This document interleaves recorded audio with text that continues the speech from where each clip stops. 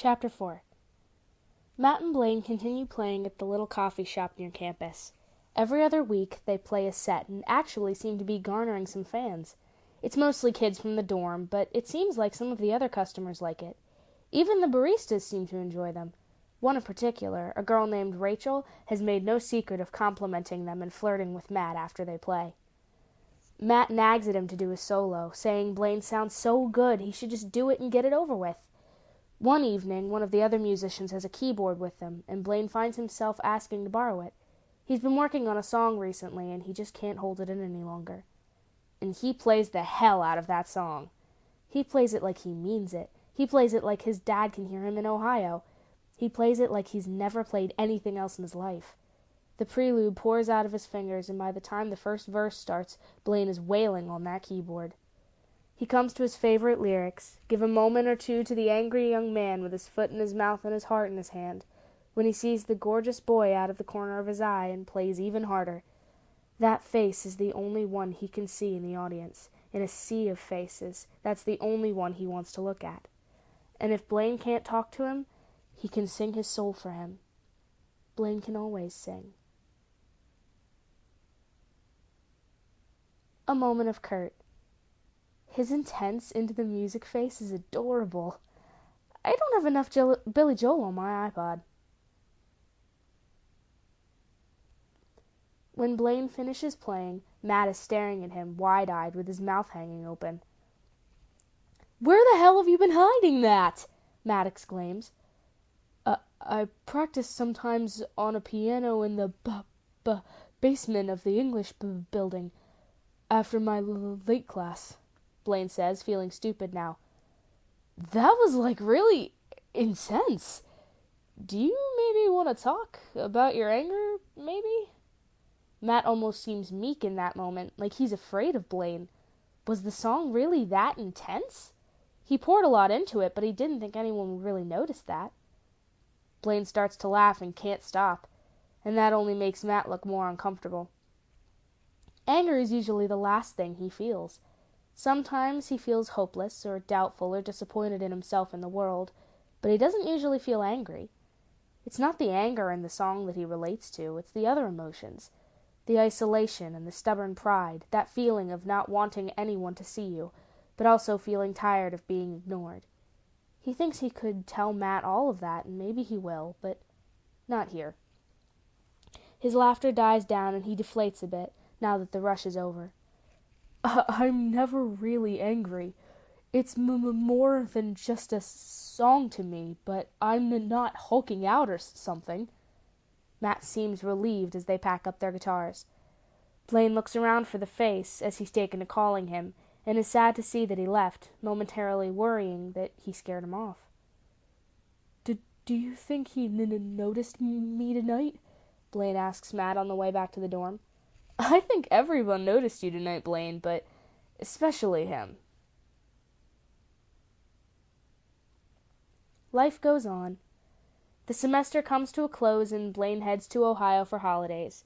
He spends a few quiet weeks there, playing the piano and letting his mind drift to New York, making plans for songs he can play now that he's not afraid of solos. He goes back to school and falls into the same old pattern with Matt. Hanging out, playing at the coffee shop, keeping his eyes open for the face, trying not to worry too much about stuttering, going to class in between everything else. They drink more that semester, experimenting, testing limits. Blaine loves how free he feels with his voice when he's drunk. It's like stuttering is just a terrible dream when he's toasty warm from alcohol. He hates the hangovers and the headaches that follow, so he learns to tread lightly. But alcohol opens him up far enough to experience a first kiss with a guy he meets at a party. Nothing else comes of it, but Blaine feels better and somehow more relaxed about his sexuality now that he's actually acted on it. He and Matt go to more parties and meet more people, and Blaine makes more friends, or at least acquaintances.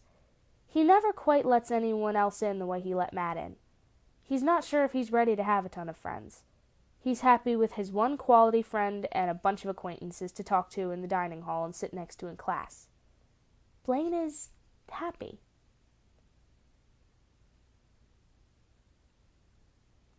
Blaine's out for a run on a sunny Saturday in February. Up one block, down the next, just enjoying the cold wind on his face and the game of chase he's playing with the late afternoon sun. He spots a familiar figure crossing the street ahead. Blaine can't even imagine that it's the boy, but the hair, the designer shades, the lilting walk, all indicate that it just might be. And it is. Blaine slows his run, taking in the boy from afar while he can't be seen. The wind gusts at that moment, blowing some sheets of paper out of the boy's open bag. Blaine doubles his speed to go help. He feels foolish in his favorite red running hat and horribly mismatched sweats, but he can't just pass this by. He grabs the papers that flew in his direction and approaches the boy with them. The face is scrabbling around, catching as many pages as he can, when he looks up and sees Blaine. Blaine grabs the papers that are furthest away from the boy, and when it seems like they've gotten everything, Blaine tentatively moves a little closer. Blaine's mind is racing. He should say something. He could say something. He'll never make an impression, good or bad, on anyone if he can't just suck it up and speak. The voice looks up at him and smiles. Blaine smiles back. It's the least and also the most he can do right now. Words lodge in his throat just looking in those eyes. Thank you. That could have sucked. I need to remember to zip my bag on days like this, the face is saying. I have all these stupid printouts from this god-awful group project, and you don't want to hear about that, so yeah. The face is looking at him expectantly. Blaine just looks back at him and nods and shrugs.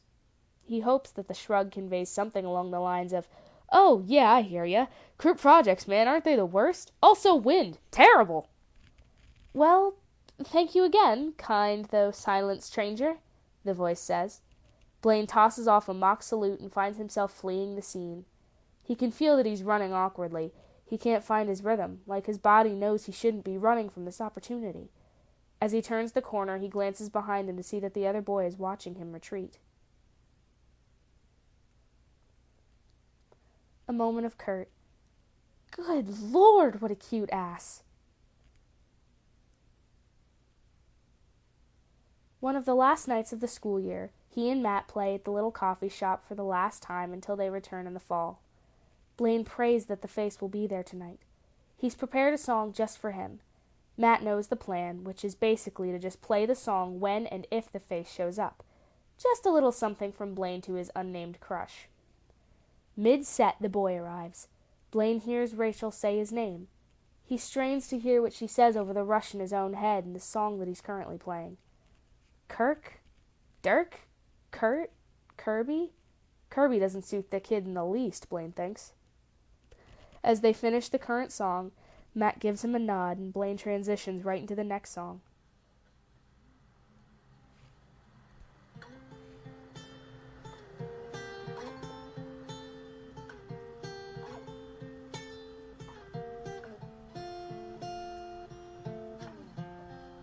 Sometimes I feel so happy.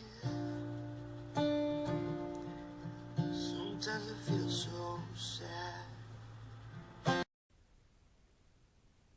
Blaine begins singing. The lyrics aren't entirely appropriate for the situation. Neither of them is married, or so he hopes, and he wants the pale blue eyes part to hit home with the face. And the face looks up. And Blaine looks into those eyes for as long as he can. This is his moment, and this is what he can do.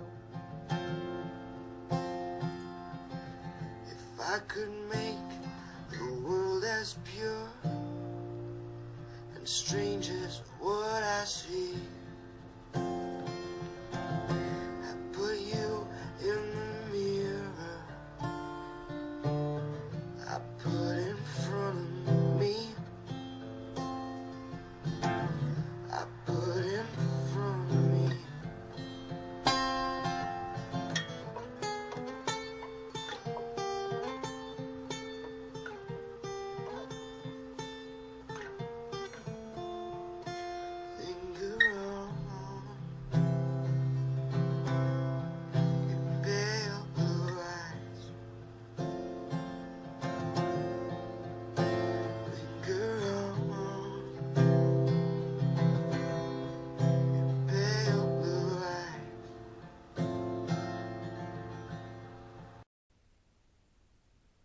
When they're done playing, he thinks, hopes, wishes that maybe the face is moving towards him.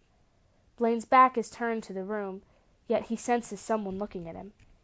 He gives a quick glance over his shoulder, and the face is being dragged out the door by Rachel the barista, but his eyes are trained on Blaine.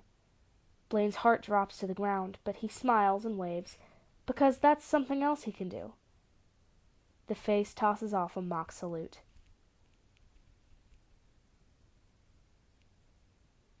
A moment of Kurt. Damn, that boy can sing! Damn that Rachel for dragging me away from Silent Stranger just as I was about to corner him and force him to have a conversation with me finally.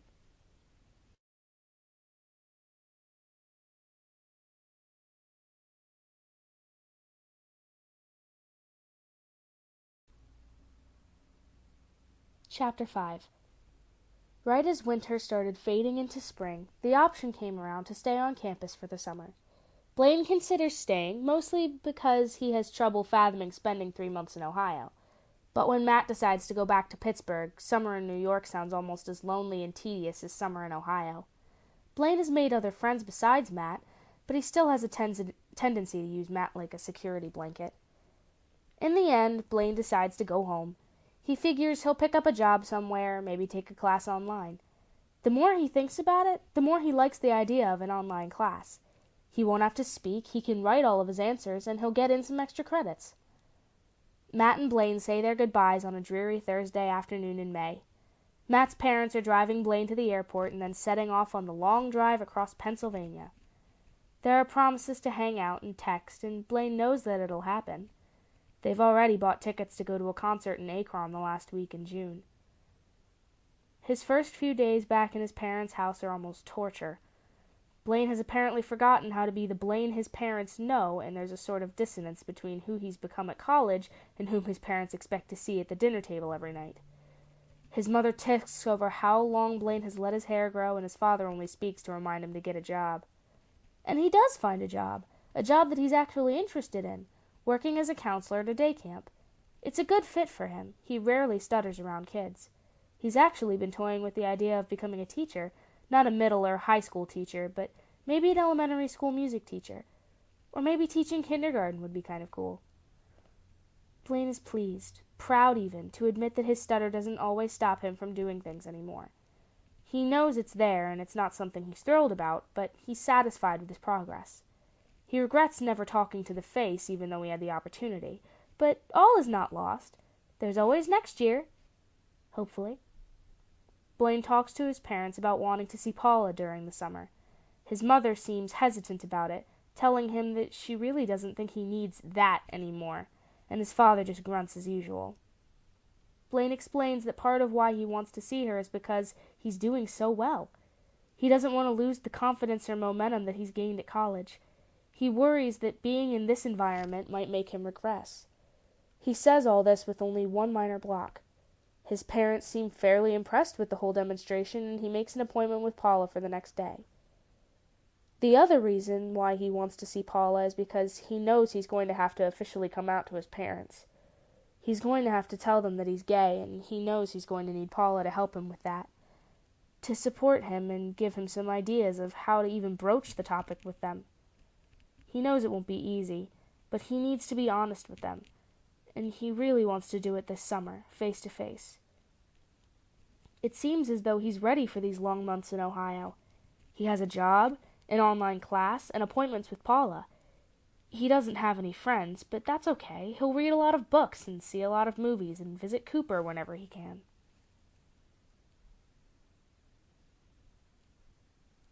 After dinner every night, Blaine's father retires to the living room. As a kid, Blaine was terrified of this time of night, but at 19, he just thinks that it's so fucking cliche he could scream. What year does his father think it is? What gives him the right to just wander away from the dinner his wife prepared and stick her with the cleanup? His dad has this warped sense that they're the Cleavers or something, and that man in the living room is no Ward Cleaver. Although, to be fair, his mom isn't exactly June. One of his first nights home, Blaine helps his mom clear the table and fill the dishwasher. He's lonely and doesn't know what to do with himself right now. It seems he's forgotten how to entertain himself after just 9 months of having a life outside of his bedroom. Oh, you don't have to do all this, Blaine. You can go relax, his mom says to him almost immediately. No, I will want to help. He feels suddenly bashful.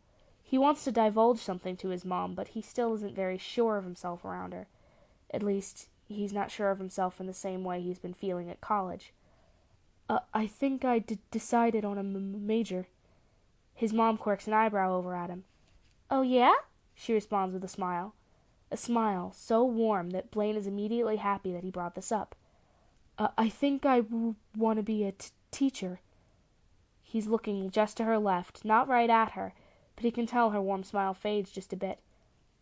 Blaine, you know I think you've been making remarkable progress, but do you really think you could get up every day in front of a class and speak? Blaine can feel the blush rise in his cheeks. He knows she's just being realistic. He knows it, but he can't help but take it to heart. The idea that she doesn't support him, the idea that she doesn't believe in him, it stings. I want to teach kindergarten or maybe music. I like kids. I don't stutter as much around them. He's suddenly feeling defiant. He wants her to take him seriously. He keeps his chin up. He's not giving in on this. I'm sorry, Blaine. I'm not being negative or pessimistic just to rain on your parade. I just worry so much about you. And you seem like you're doing so well. I just don't want you to become frustrated or... His mom is just shaking her head, whether at herself or at him, Blaine isn't entirely sure. I really want this, Mom. And I've been going... I'm going to need your help. With Dad. He's not going to like it, Blaine continues, trying to forgive himself the major block on the word Dad. Trying and failing, though, because he knows he's just fulfilling his mother's unlimited expectations of him. She chuckles briefly. I can hear him already talking about pink-collar careers and his dreams that you were going to be a lawyer. You know what, Blaine? We'll do this. You can do this. She puts a reassuring hand on his shoulder. Thanks, Mom. And suddenly Blaine feels like maybe he can. He wonders what changed her mind. A moment from Blaine's mom. I've never seen him like that. So sure of himself. One second, blushing and unable to look me in the eye, and the next, telling me, stating unquestioningly, that this is what he wants. And I don't think he's ever asked for my help before. Not quite like this, at least. I wish lots of things for Blaine, but my biggest wish, the one I guard in my deepest heart, is that someday he'll tap into that confidence he just displayed. The confidence that usually only comes out in small glimpses and tiny glimmers, and learn how to feel that way all the time. I just don't think that's too much to want for your child.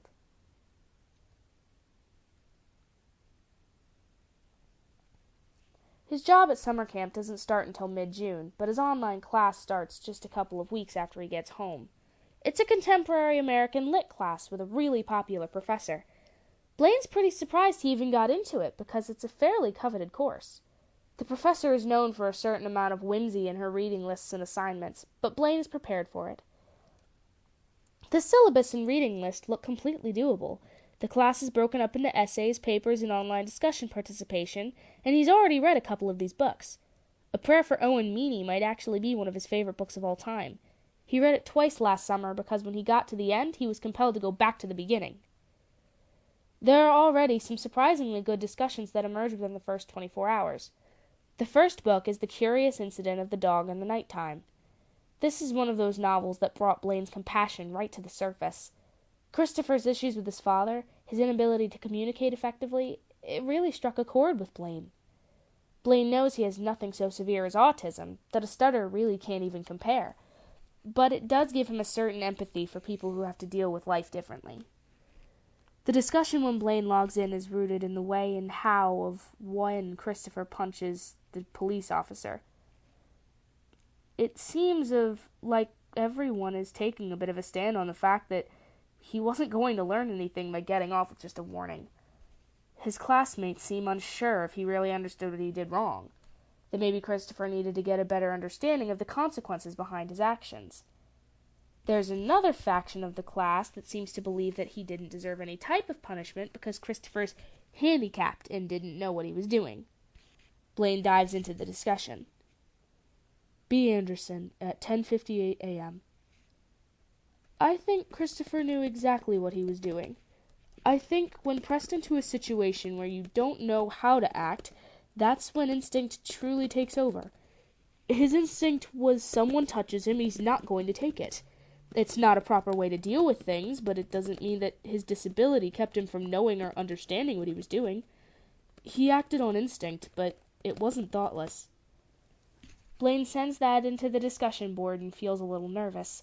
He's not one to be contrary, but something about the uppityness of his classmates made him want to pull for the underdog, to show them the world from another angle.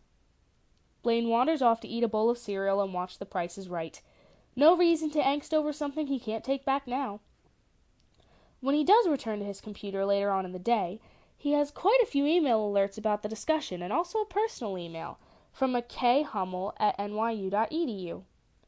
Blaine racks his brain for a K. Hummel, but he can't think of anyone. Not anyone from the dorm or from his classes. His brainstorming lasts about 13 seconds before he's overtaken with curiosity and opens the message. A moment of Kurt.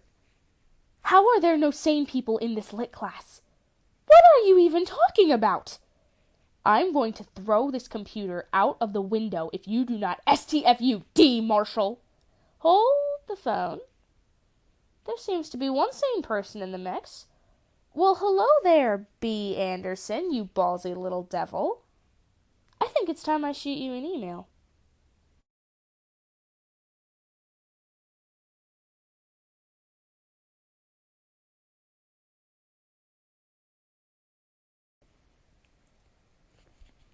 Chapter 6 To B. Anderson 6 at nyu.edu. From K. Hummel at nyu.edu. Date, Thursday, May 29th, 2013, 2:37 p.m. Subject, I hope I'm not overstepping. Hello, B. Bruce, Brianna, Bobby, Bethany, Anderson. I'm in your lit class, and I just wanted to tell you that I was really impressed with what you said today in the group discussion. I would never have had the courage to step into that fray and say something as level-headed as you did. I'm thinking if you're going to be level-headed, and I aspire to be level-headed, then perhaps we should team up. I think you gave a voice to something they just weren't seeing. So I thank you, and so does my 13-year-old cousin with autism. K. Kurt Hummel. To K. Hummel at nyu.edu. From B. Anderson 6 at nyu.edu. Date, Friday, May 30th, 2013, 11:46 p.m. Subject, response, I hope I'm not overstepping. Kurt, I hate to admit it, I tried to write back to this email about 20 times between yesterday and today. I wanted to say something more than just thanks, but I decided that thanks might be enough. I'm not sure how level-headed I always am. There's a Buffy the Vampire Slayer quote in there somewhere, I just can't remember it. But now I'm worried I'm letting my dork flag fly a little too high. Team level-headedness for the win. B for Blaine. P.S. I'm going to regret not deleting that stuff about Buffy in 3, 2, 1. To Blaine, from Kurt. Date, Sunday, June 1st, 2013, 1:17 p.m. Subject, response, I hope I'm not overstepping. Dear B for Blaine, and I happen to think mine is the level head and yours is the one things would roll off of. Oh, Willow, you're so wonderful. We'll have to get t-shirts made up for our team, and that will be our motto. And Willow can be our mascot, except for when she's veiny and trying to destroy the world, obviously. The crazies seem to have calmed down over there for now. I'm just glad they didn't start throwing things due to your logic. Although there's this one girl, D. Marshall, who seems to think that Christopher actually did kill the dog. What the F? Did she read the book? Couldn't you at least Google the end before making yourself look like an ass, D. Marshall? There's a little thing called Wikipedia. I apologize for my snarkiness, but usually I would share my comments with whoever was sitting next to me. I've decided that you sit next to me in cyberspace. Please don't judge me. Kurt.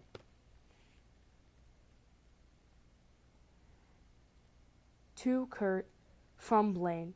Date, Sunday, June 1st, 7:52 p.m. Subject, response, I hope I'm not overstepping. I have never been so relieved to have Buffy quoted to me before in my entire life.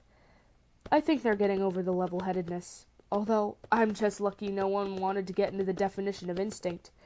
They could probably make a pretty decent argument that instinct and thoughtless can be mostly synonymous. Dee Marshall's rant about train stations smelling like hobos is one of the funniest things I've ever read. And by funny, I mean sad. It's like she's really taking to heart the average amount of posting we're supposed to be doing on a daily basis, and just writes whatever ridiculous shit flies into her head. I have no idea how people are keeping a straight face and intelligently responding to her. Hence why I've been keeping a low profile over there. I hit my posting requirements in the fallout of my level-headed post. I'm just excited that we're moving on to a prayer for Owen Meany after this. I'm sure our fellow classmates will need team level-headedness to come up with clean their mess again. B. To Blaine, from Kurt. Date, Sunday, June 1st, 8:17 p.m. Subject, I dropped Owen Meany on my foot. It hurt. I'm not sure how I feel about this book. It seems like it might be a little violent. The physical book, not the actual story. I'm now picturing it attacking me like the Monster Book of Monsters. Oh, look at that! My dork flag is flying. Are you sure it's good? I know. I should have read it by now, seeing as how the discussion of it starts this week. I am a slacker. Are you around online? Maybe we could take this to IM? To Kurt, from Blaine. Date, Sunday, June 1st, 11:38 p.m. Subject, response, I dropped Owen Meany on my foot. Ugh, sorry I missed this email. I was having a discussion with my dad. We discussed his interest in me leaving the house more, and I nodded a lot. It's not that I'm lazy or something. My summer job just doesn't start for a couple weeks, so I'm decompressing. My father doesn't think this is valid. I went for a 7-mile run today. Does that count for nothing? Anyway. Owen Meany is one of those books that just stuck with me. It's not going to be everyone's cup of tea. I read it last summer. Twice, I'll admit it. I read it twice, in a row. And it was amazing. I got to the end, and it was like a mindfuck. So if that's what you look for in your literature, then you are in for a treat. Can I take a rain check on the chat? I think if we save it for Wednesday night when the rest of the class starts losing their shit over Owen, you and I can sit back and watch. It sounds illuminating. I can't even begin to tell you how excited I'm getting to stir the pot a little bit. Watch out, Dee Marshall, I'm coming for you. I never thought of myself as an intellectual snob until right this second. I also don't usually swear this much in emails to strangers. Until next time, continue flying that dork flag with pride. To Blaine, from Kurt. Date, Monday, June 2nd, 2:46 a.m. Subject, response, I dropped Owen Meany on my foot. I've been reading Owen for the past 6 hours. How did that happen? Why is it so good? I have no idea where it's going, but it's good. I think I'm drunk on reading and tiredness. I have work in 7 hours. To Blaine, from Kurt. Date, Monday, June 2nd, 10:07 a.m. Subject, response, I dropped Owen Meany on my foot. Work is terrible today. I blame Owen. I wanted to apologize for my extremely late and weird email last night, but I just really wanted you to know that I was liking the book, and I wanted you to know immediately, obviously.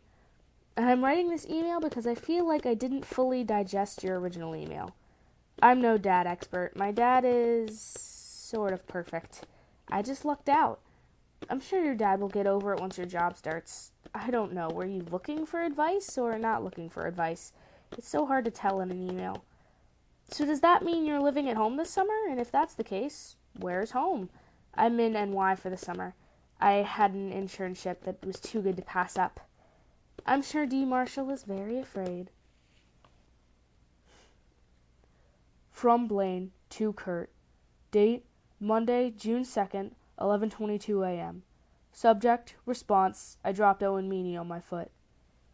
I will now live blog my morning. I woke up, grabbed my laptop, poured a bowl of Honey Nut Cheerios, turned on The Price is Right, logged on into my email, and promptly spewed a mouthful of cereal onto the coffee table. That email about Owen in the middle of the night was gold. Pure comedic gold. Now come to Ohio and kindly clean up this mess. Yes, I'm in Ohio for the summer, a decision I'm regretting. Tell me about your internship. About my dad, I didn't really need advice, I just needed a quick vent. From Kurt to Blaine. Date, Monday, June 2nd, 11:37 a.m. Subject, a very important email. I am typing this email with the most serious face that I can muster simply because my boss is currently staring at me. It could be because I lolled inappropriately at your live blogging. I am not hungover on alcohol, madam. I am hungover on reading.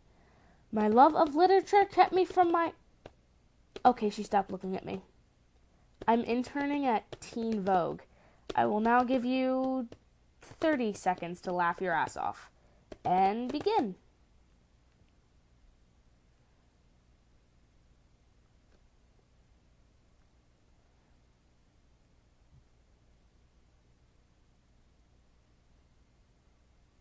And laughter.